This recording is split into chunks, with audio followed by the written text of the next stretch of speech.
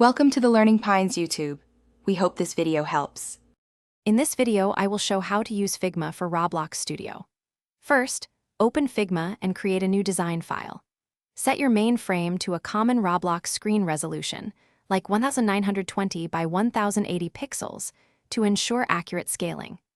This initial setup provides a perfect canvas for designing your user interface elements with precision and ease, leveraging Figma's powerful design tools for a smoother workflow. Now, let's design some elements. Use Figma's shape tools to craft buttons, text boxes, and frames.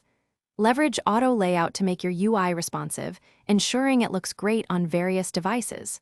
For instance, a button might have 24 pixels of padding. Once designed, export your assets as high-quality PNGs or SVGs, ready for seamless integration into Roblox Studio. This step ensures visual fidelity. With your assets ready, open Roblox Studio. Import your exported images into the Asset Manager. Drag and drop them onto a screen GUI using image labels or image buttons. Adjust their position and size precisely, perhaps setting a size of 200 by 50 pixels for a button.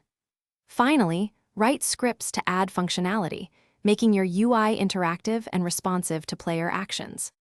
To optimize your workflow, always maintain a consistent design system in Figma. Utilize components for elements like buttons or headers. This saves significant time on updates.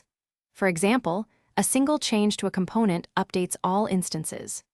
Crucially, test your UI extensively across different Roblox device emulators to ensure it looks and functions perfectly on all screen sizes.